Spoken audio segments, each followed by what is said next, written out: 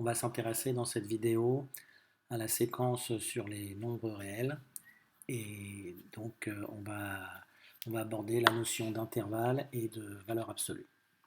Alors on repart de ce que vous connaissez sur les nombres depuis tout petit, à savoir l'axe réel. Donc l'axe réel que vous avez peut-être appelé dans les classes antérieures l'axe des nombres ou l'axe gradué. Hein, donc c'est une droite qui est représentée ici, euh, qui est, comment on appelle ça, dont on prend 2 points sur cette droite. O, l'origine, hein, qui aura pour abscisse 0, et le point I qui va nous donner une orientation, ici vers la droite, et une unité, à savoir la distance OI qui vaut 1. Donc, terme important à connaître, hein, donc le terme d'abscisse. L'abscisse, c'est le nombre réel qui correspond au point de l'axe gradué. Hein, donc, nombre correspondant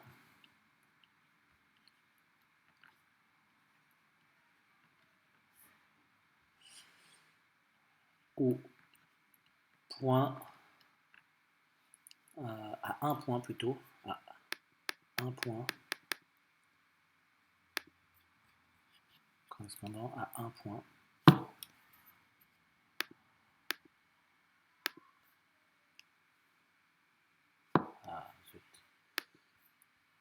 à un point de l'axe gradué.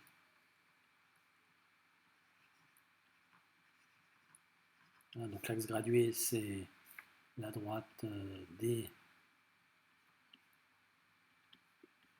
qui correspond à la droite OI, O l'origine, et OI c'est l'unité. OI, la longueur OI, elle vaut 1. Donc voilà, première chose à connaître, le mot abscisse, que vous connaissez déjà peut-être. Alors, donc sur cet axe, on place des points et donc des nombres. Par exemple, on peut placer le point moins 1, le point B par exemple qui est ici, l'abscisse moins 1.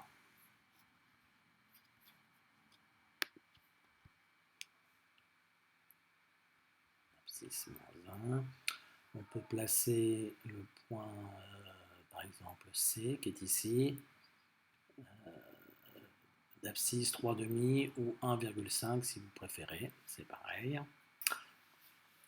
On peut placer, on a vu les racines carrées, donc par exemple racine carrée de 5, qui est un peu plus grand que 4, pardon, un peu plus grand que 2.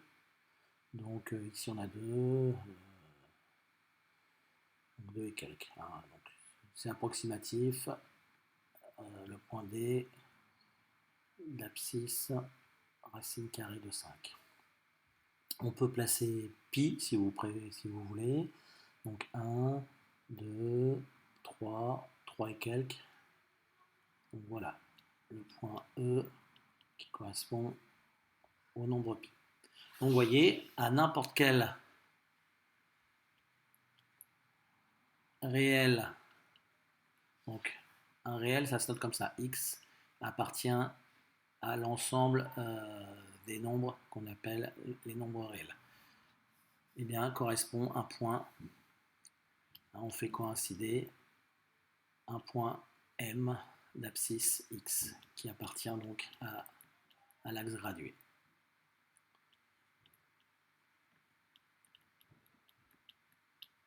Voilà. Alors, une fois qu'on a l'axe gradué, un nombre réel qui correspond à un point de cet axe, eh bien on va définir ce qu'on appelle un intervalle. Donc allons-y. Intervalle.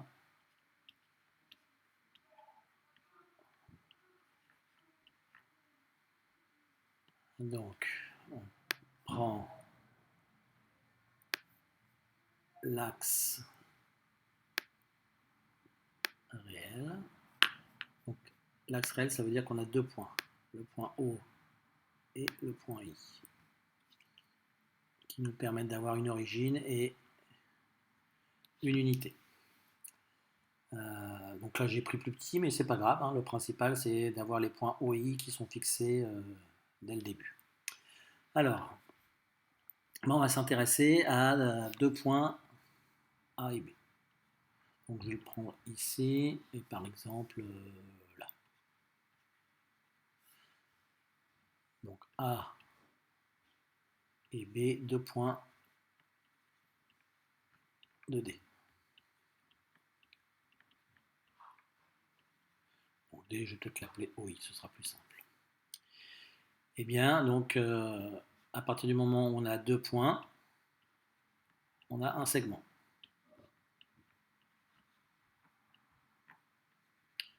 Eh bien, à ce segment va correspondre des nombres. Hein, donc, le point M appartient au segment AB.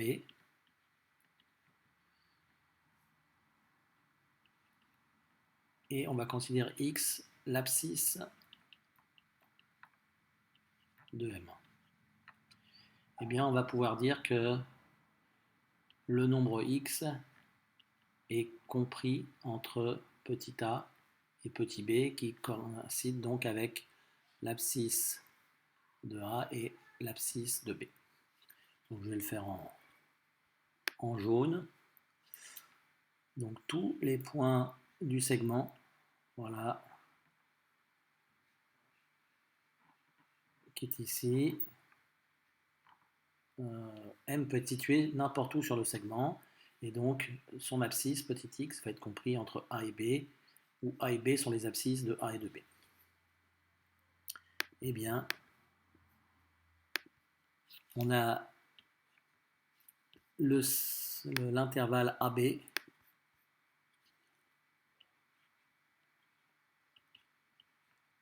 c'est quoi? C'est l'ensemble des nombres.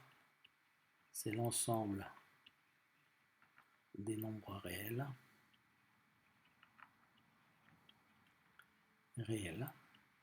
Donc pour nous, les nombres réels, c'est ceux qui sont sur l'axe. Compris au sens large. Au sens large, ça veut dire qu'on inclut les extrémités. Au sens large, entre A et B.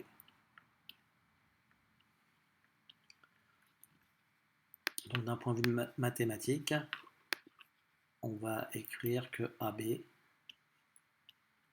c'est l'ensemble qu'on note entre accolades des X qui appartiennent à R, qui vérifie la condition suivante, eh bien X est compris entre petit a et petit b. Voilà. Alors, on va étendre cette notion d'intervalle à plusieurs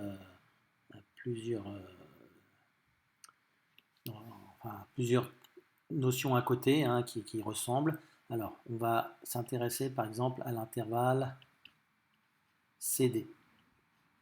Donc, le crochet a changé de sens à gauche et on a gardé le même crochet à droite.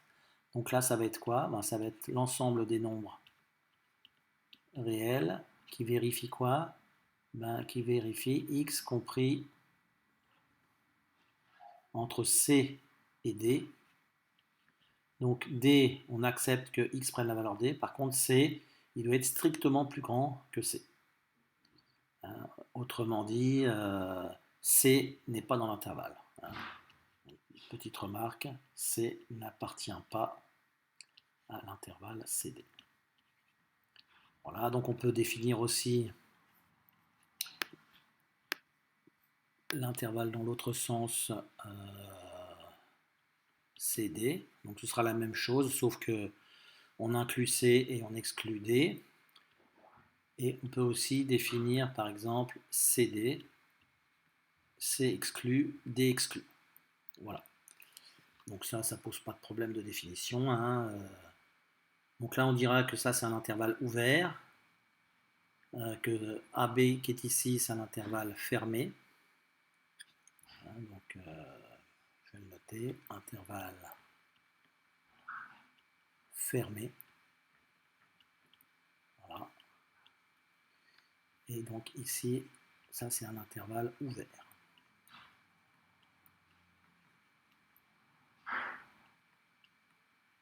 Ça, c'est des notions un petit peu compliquées, mais pour l'instant, on les prend juste comme des termes à connaître, hein, des adjectifs à connaître. Et donc là, on a ni fermé ni ouvert, ou plutôt l'un et l'autre en même temps, quoi. Donc on appelle ça semi-ouvert ou bien semi-fermé. Celui-ci ou bien celui-là. Celui-là, excusez-moi, il est bien ouvert. Alors, on va s'intéresser à un autre type d'intervalle. Des intervalles infinis. Alors, je reprends mon axe.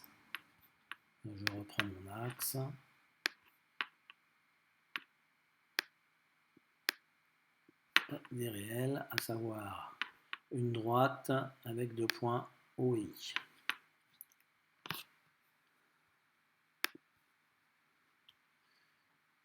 Bien. Alors cette droite, comme son nom l'indique, c'est une droite. Donc en fait, elle continue.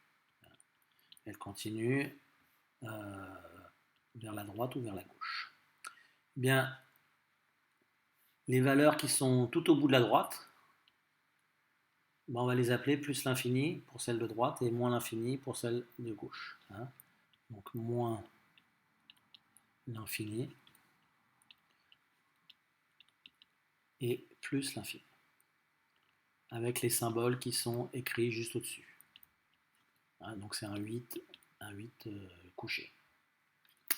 Alors c'est des valeurs, on ne peut pas vraiment appeler ça des nombres, c'est une sorte de symbole qui permet de représenter des nombres qui sont très très grands dans les positifs ou très très grands dans les négatifs.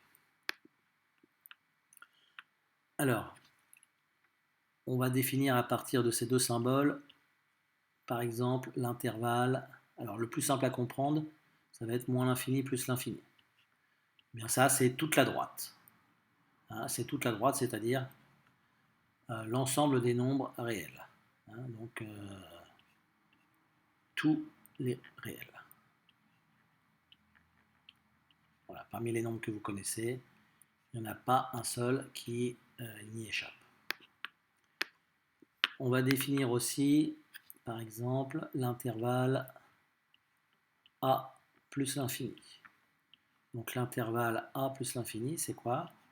C'est tous les nombres qui vont vérifier la condition être plus grand que A. Plus grand ou égal, évidemment, puisqu'on accepte la valeur de A. Et on va définir aussi, par exemple, l'intervalle. Alors, excusez-moi, je vais le mettre dans l'autre sens. Moins l'infini. Et cette fois-ci, je vais exclure la valeur de B. Donc, ça va être tous les nombres. Donc, toujours entre accolades. Hein, dès qu'on parle d'ensemble de nombres, on les met en accolade. Les nombres réels qui vérifient quoi? X est strictement plus petit que B. B exclu. Voilà. Donc ça, c'est pour les intervalles. Donc tous ces intervalles, faut les connaître. Il y a pas mal d'exercices dessus. Les connaître, les comprendre. Et le meilleur moyen de bien comprendre, c'est de se ramener à la droite graduée. Alors, il nous reste quelques minutes. Donc, on va définir maintenant ce que c'est que la valeur absolue.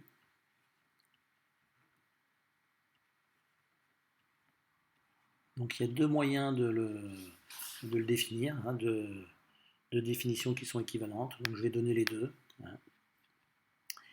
Et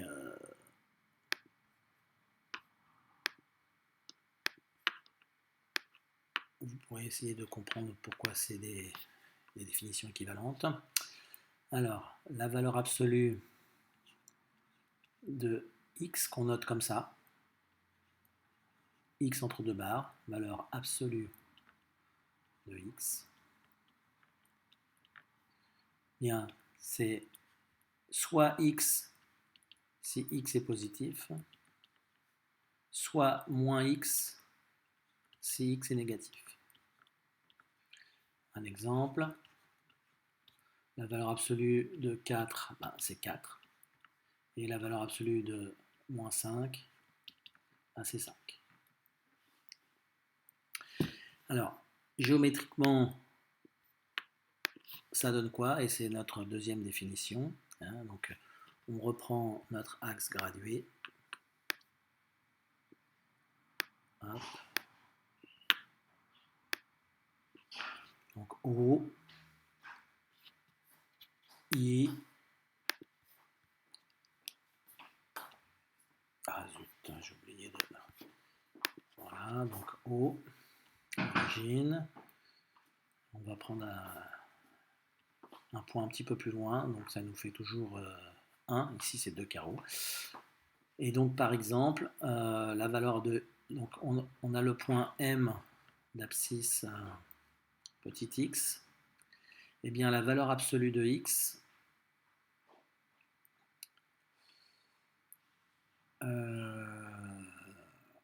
ça va être la distance entre le point O et le point M. Donc ici, il n'y a pas de problème.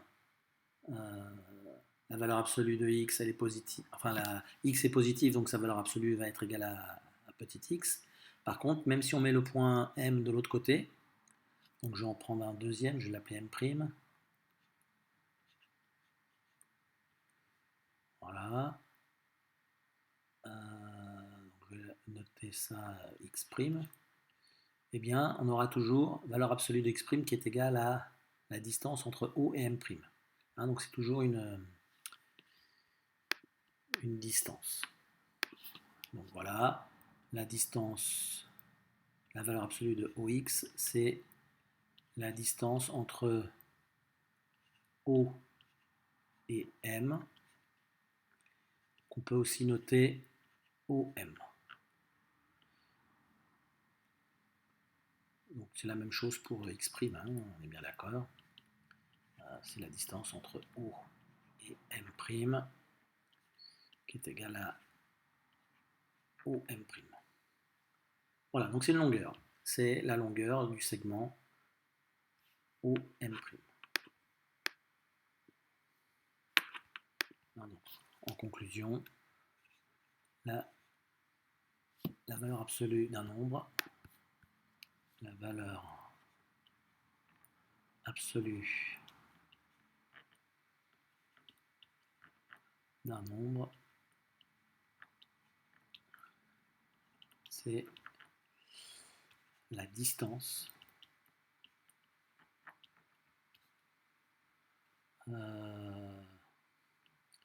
entre O, donc l'origine, et M, le point, et M, le point dont l'abscisse correspond au nombre considéré, dont l'abscisse correspond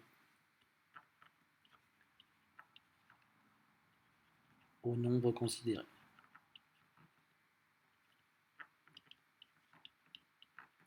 Donc retenez bien les deux définitions. Hein. Celle-ci, on l'utilisera plutôt dans les exercices où on a des calculs, où on a de l'algèbre. Et puis celle-ci, on l'utilisera plutôt dans les exercices où on a de la géométrie et puis une interprétation graphique de la valeur absolue. Alors,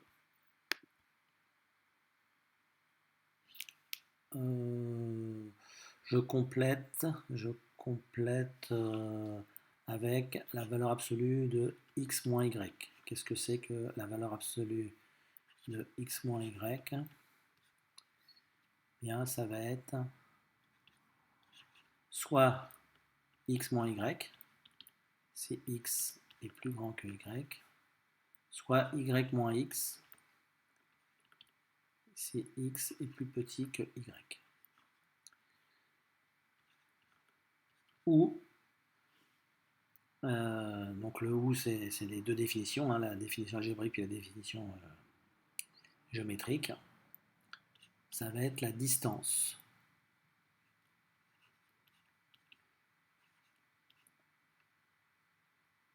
entre les points x et y, qui sont donc les deux points d'abscisse x et y. Voilà, hein, donc vous avez, excusez-moi, voilà, donc vous avez une droite qui correspond à l'axe gradué, puis deux points. Donc, par exemple, le point x et puis le point y. Voilà, et donc la valeur absolue x moins y, c'est la longueur du segment xy.